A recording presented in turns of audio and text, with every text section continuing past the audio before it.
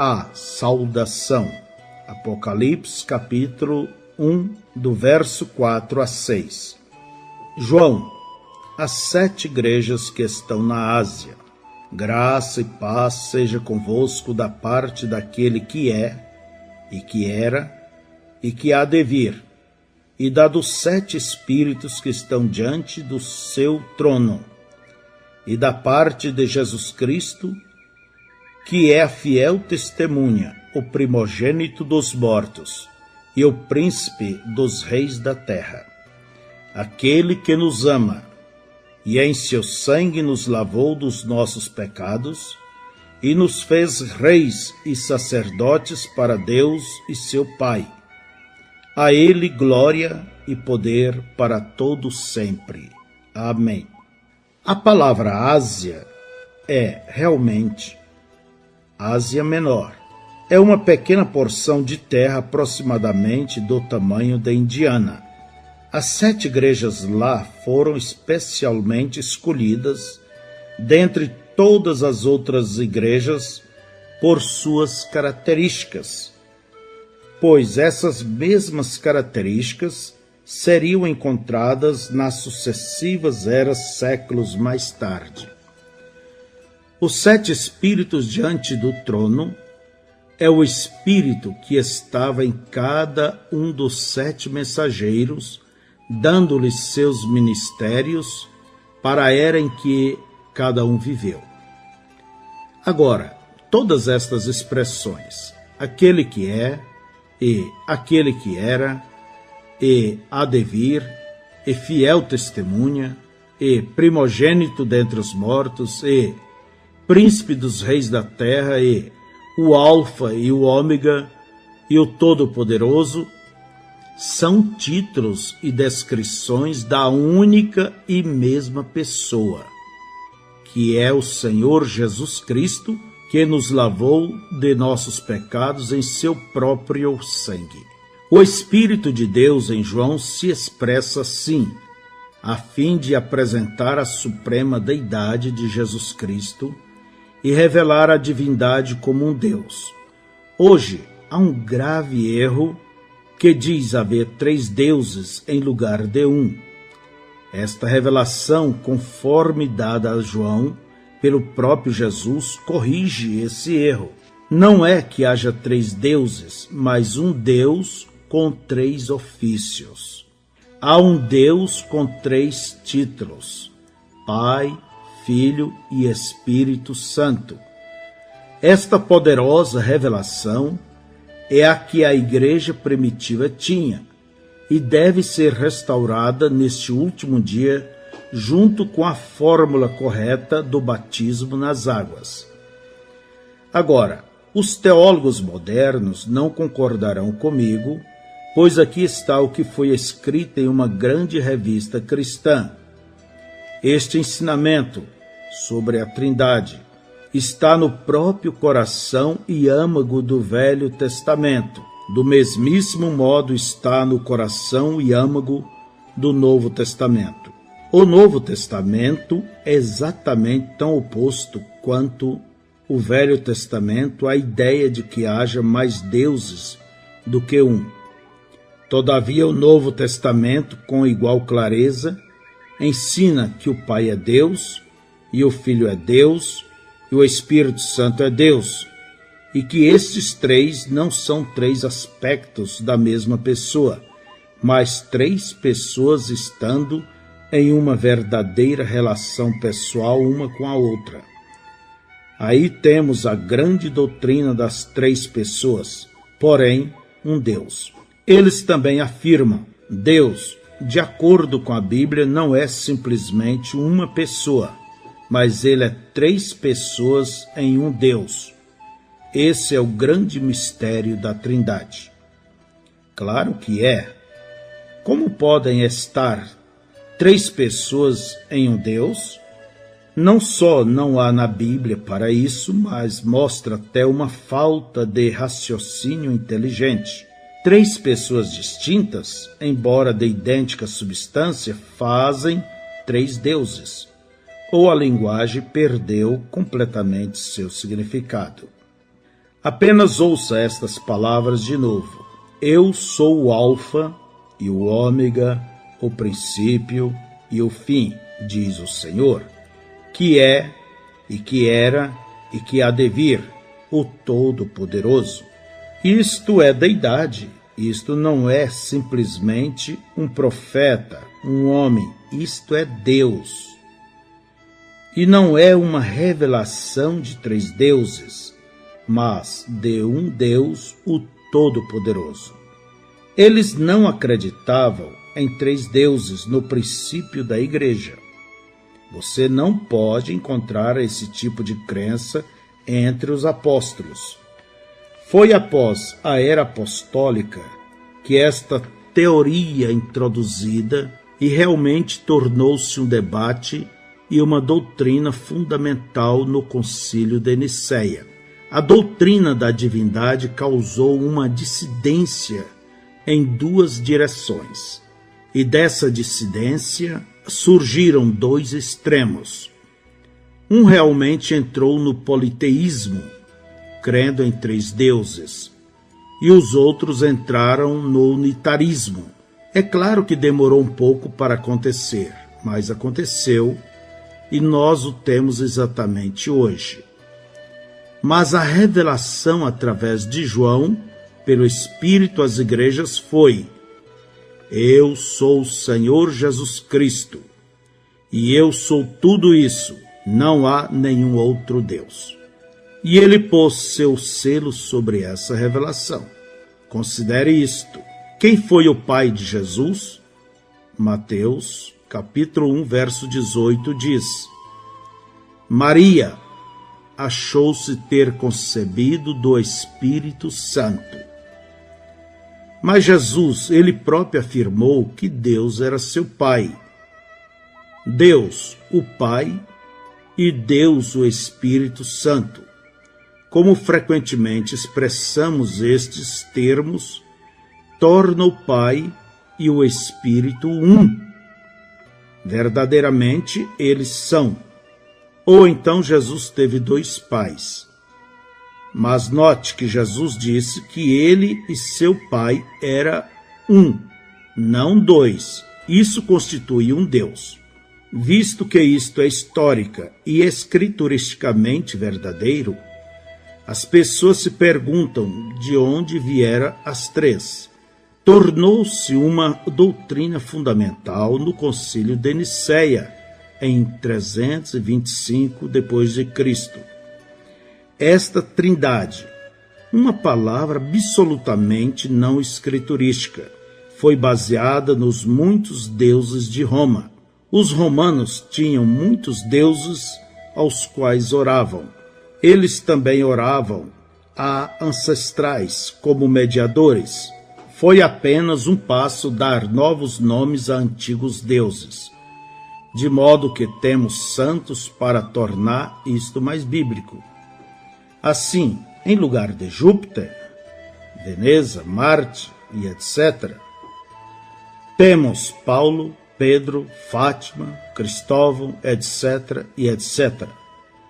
Eles não podiam fazer sua religião pagã funcionar apenas com um Deus. E dividiram em 3 e fizeram dos santos intercessores, como tinha feito intercessores de seus ancestrais. Desde então, as pessoas têm falhado em dar-se conta de que há apenas um Deus, com 3 ofícios ou manifestações. Eles sabem que há um Deus conforme a Escritura, mas eles tentam estabelecer a teoria de que Deus é como um cacho de uva, 3 pessoas com a mesma divindade, igualmente compartilhada por todos. Mas diz claramente aqui em Apocalipse que Jesus é, o que era e o que há de vir.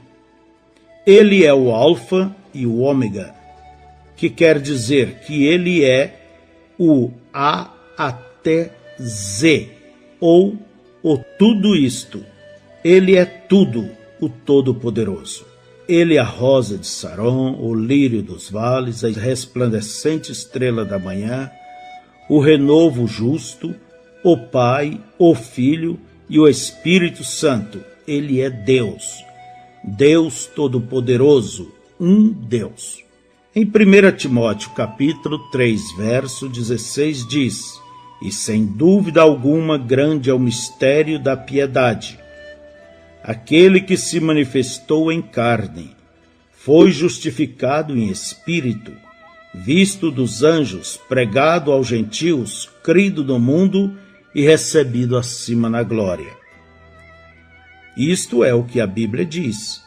Não diz nada acerca de uma primeira ou segunda ou terceira pessoa aqui. Diz que Deus foi manifestado em carne. Um Deus. Esse único Deus foi manifestado em carne. Isso deveria pôr fim à questão. Deus veio em uma forma humana, isto não fez dele um outro Deus. Ele era Deus, o mesmo Deus.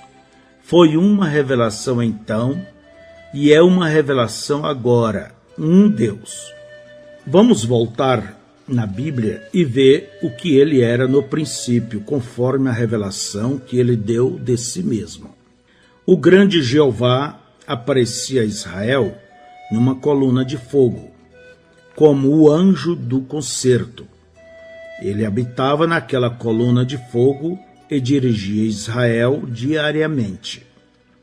No templo, ele anunciava sua vinda com uma grande nuvem.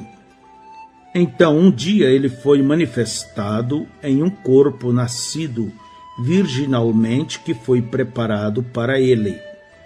O Deus que habitava sobre as tendas de Israel agora tomava sobre si uma tenda de carne e habitou como um homem entre homens, mas ele era o mesmo Deus. A Bíblia ensina que Deus estava em Cristo, o corpo era Jesus, nele habitava toda a plenitude da divindade corporalmente.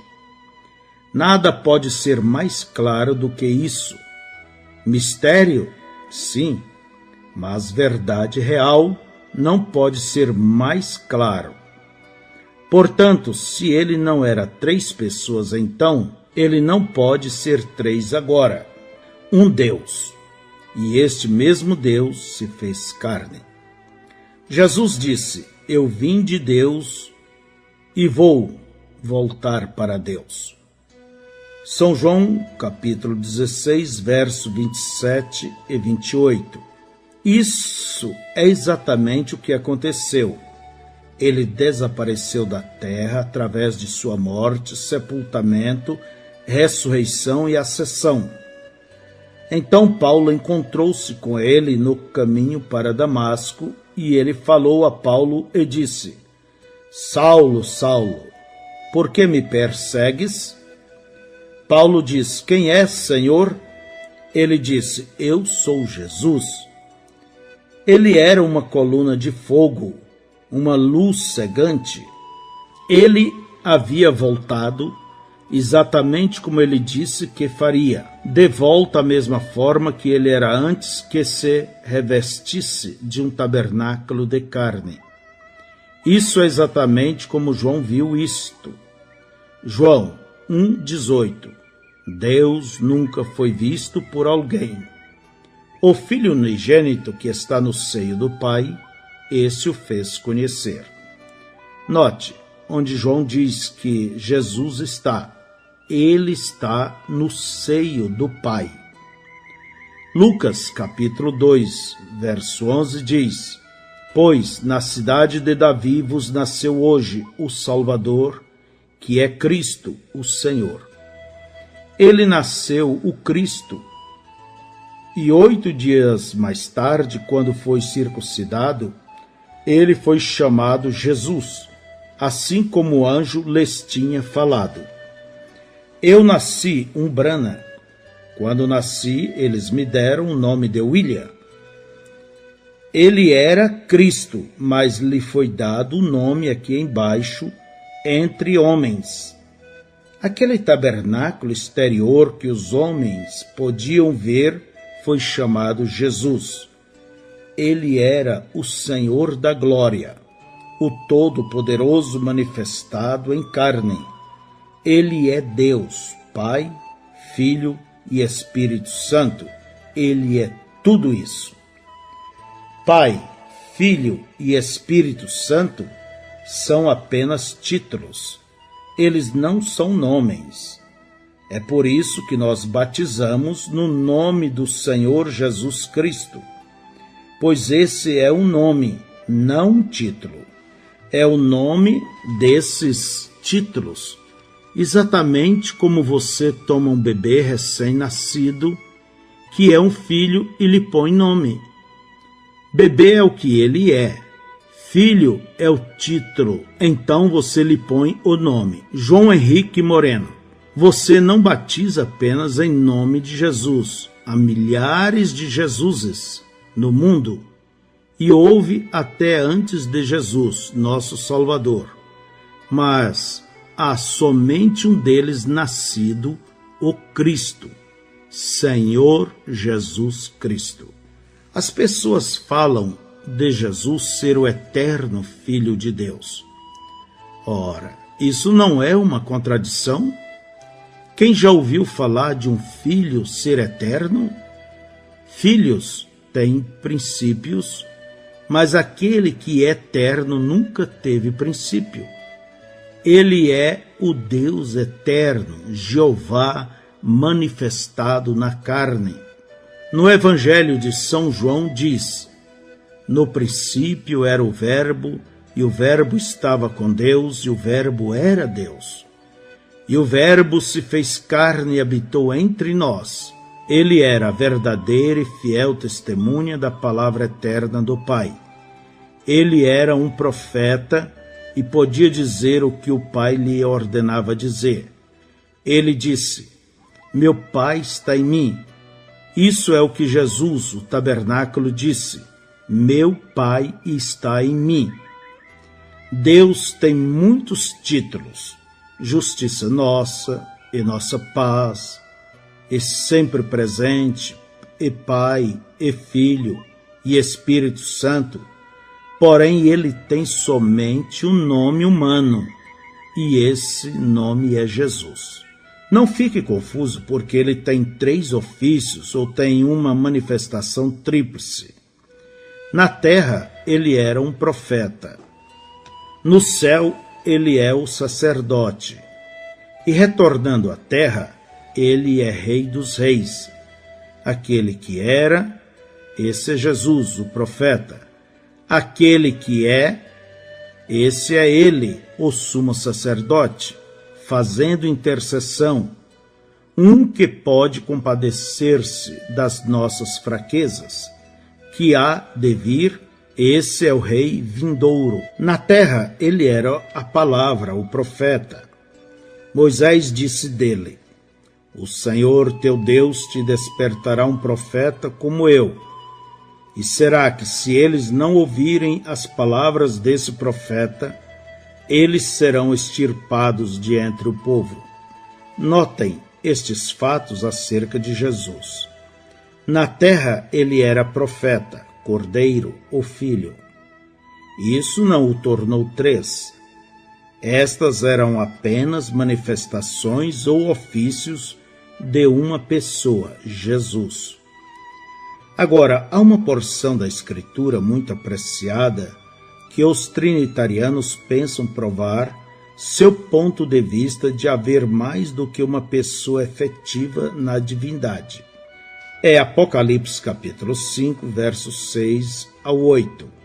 E olhei, e eis que estava no meio do trono e dos 4 animais viventes, e entre os anciãos um cordeiro, como havendo sido morto, e tinha 7 pontas e 7 olhos, que são os 7 Espíritos de Deus enviados a toda a terra. E veio e tomou o livro da destra do que estava assentado do trono. E havendo tomado o livro, os 4 animais e os 24 anciãos prostraram-se diante do Cordeiro, tendo todos eles harpas e salvas de ouro, cheias de incenso, que são as orações dos santos. De fato, estes versículos, se isolados, pareceriam provar o ponto de vista deles. Note, eu disse, estes versículos isolados. Entretanto, leia Apocalipse capítulo 4, verso 2 ao 3 e do 9 ao 11. E logo fui arrebatado em espírito, e eis que um trono estava posto no céu, e um assentado sobre o trono. E o que estava assentado era, na aparência, semelhante à pedra jaspe sardônica, e o arco celeste estava ao redor do trono, e parecia semelhante à esmeralda. E, quando os animais davam glória e honra e ações de graça ao que estava assentado sobre o trono, ao que vive para todo sempre, os 24 anciãos prostravam-se diante do que estavam assentados sobre o trono e adoravam o que vive para todo sempre, e lançavam as suas coroas diante do trono, dizendo: Digno és, Senhor, de receber glória e honra e poder, porque tu criaste todas as coisas e por tua vontade são e foram criadas. Notem atentamente que no versículo 2 diz: não 2 ou 3, mas assentado sobre o trono. No versículo 3 diz: não os. Era na aparência semelhante à pedra jaspe. No versículo 9 diz que os animais davam honra ao, não aos, que estava sentado. No versículo 10 diz que os anciãos prostravam-se diante do, não dos, que estava sentado. No versículo 11 diz que eles clamavam: Digno és, Senhor, não senhores. Também no versículo 11 diz que este, sobre o trono, era o Criador, que é Jesus, São João 1, verso 3, que é Deus Espírito, Jeová do Velho Testamento. Mas não vamos parar aqui. Leia agora em Apocalipse capítulo 3, verso 21. Ao que vencer, lhe concederei que se assente comigo no meu trono, assim como eu venci e me assentei com meu Pai no seu trono. Também leia Hebreus 12, verso 2. Olhando para Jesus, autor e consumador da fé, o qual, pelo gozo que lhe estava proposto, suportou a cruz, desprezando a afronta, e assentou-se à destra do trono de Deus. Note que, de acordo com o próprio Jesus, que escreveu o Apocalipse, ele está sentado com o Pai. O Espírito em Paulo, e esse Espírito é o Espírito de Cristo, pois esse é o Espírito de profecia por meio do qual vem a palavra. Diz que ele está sentado à destra de Deus. Mas, quando João olhou, ele viu somente um sobre o trono. E não foi antes de Apocalipse 5, do verso 6 ao 8, que vem depois de Apocalipse 4, do 2 a 3, na sequência de tempo, que vemos o Cordeiro tomando o livro do que estava sentado do trono, como indicado em Apocalipse capítulo 4, do 2 ao 3, 9 e o 10. Deus tornou-se manifesto em carne, morreu e ressuscitou, e retornou ao seio do Pai. Como João disse, o Filho unigênito, que está no seio do Pai, esse o fez conhecer. João 1,18. Agora era tempo de Deus, Messias, voltar e reclamar sua noiva, e então se apresentar, fazer-se conhecido a Israel. Desse modo, vemos Deus novamente avançando para assumir um relacionamento físico com o homem como o filho de Davi, rei dos reis e senhor dos senhores, e noivo da noiva gentia. Não é dois deuses, mas simplesmente um Deus manifestando seus poderosos ofícios trinos e títulos. O povo sabia que ele era profeta. Eles conheciam o sinal do Messias que poderia vir somente através do profeta. João, capítulo 1, do 44 a 51. E Filipe era de Betsaida, cidade de André e de Pedro. Filipe achou Natanael e disse-lhe: Havemos achado aquele de quem Moisés escreveu na lei e os profetas, Jesus de Nazaré, filho de José. Disse-lhe Natanael: Pode vir alguma coisa boa de Nazaré? Disse-lhe Filipe: Vem e vê. Jesus viu Natanael vir ter com ele e disse dele: Eis aqui um verdadeiro israelita em quem não há dolo. Disse-lhe Natanael: De onde me conheces tu? Jesus respondeu e disse-lhe: Antes que Filipe te chamasse, te vi eu, estando tu debaixo da figueira. Natanael respondeu e disse-lhe: Rabi, tu és o Filho de Deus, tu és o Rei de Israel. Jesus respondeu e disse-lhe: Porque te disse, vi-te debaixo da figueira, crês? Coisas maiores do que estas verás. E disse-lhe: na verdade vos digo, que daqui em diante vereis o céu aberto e os anjos de Deus subirem e descerem sobre o Filho do Homem. A habilidade de discernir os pensamentos do coração em homens fez os eleitos de Deus compreenderem que aqui estava o Messias. A palavra de Deus ungida. Hebreus capítulo 4, verso 12. Porque a palavra de Deus é viva e eficaz, e mais penetrante do que espada alguma de dois gumes, e penetra até a divisão da alma e do espírito, e das juntas e medulas, e é apta para discernir os pensamentos e intenções do coração. Quando a mulher junto ao poço o ouviu discernir os pensamentos do seu coração, ela o reconheceu como profeta, declarando que o Messias seria conhecido por essa grande habilidade. São João 4, do verso 7 a 26. Veio uma mulher de Samaria tirar água. Disse-lhe Jesus: Dá-me de beber, porque os seus discípulos tinham ido à cidade comprar comida. Disse-lhe, pois, a mulher samaritana: Como, sendo tu judeu, me pedes de beber a mim, que sou mulher samaritana? Porque os judeus não se comunicam com os samaritanos.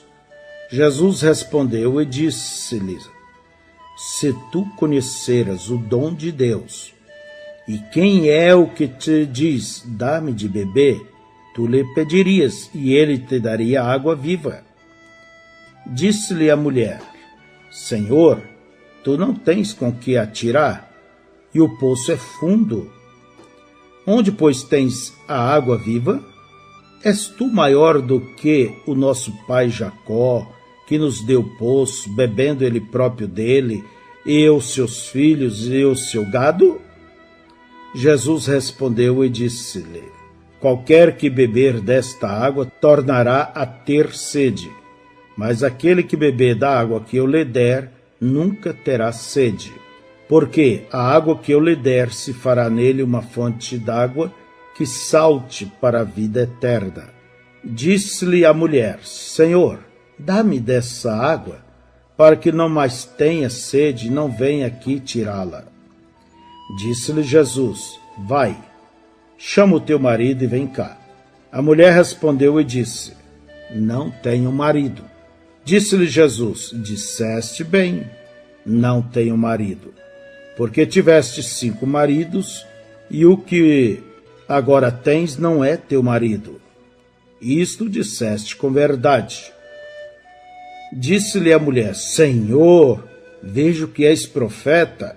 Nossos pais adoraram neste monte, vós dizeis que é em Jerusalém o lugar onde se deve adorar. Disse-lhe Jesus: mulher, crê-me, que a hora vem em que nem neste monte, nem em Jerusalém adorareis o Pai. Vós adorais o que não sabeis.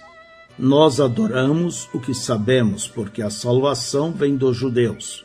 Mas a hora vem, e agora é, em que os verdadeiros adoradores adorarão o Pai, em espírito e em verdade, porque o Pai procura tais que assim o adorem. Deus é espírito, e importa que os que o adorem em espírito e em verdade.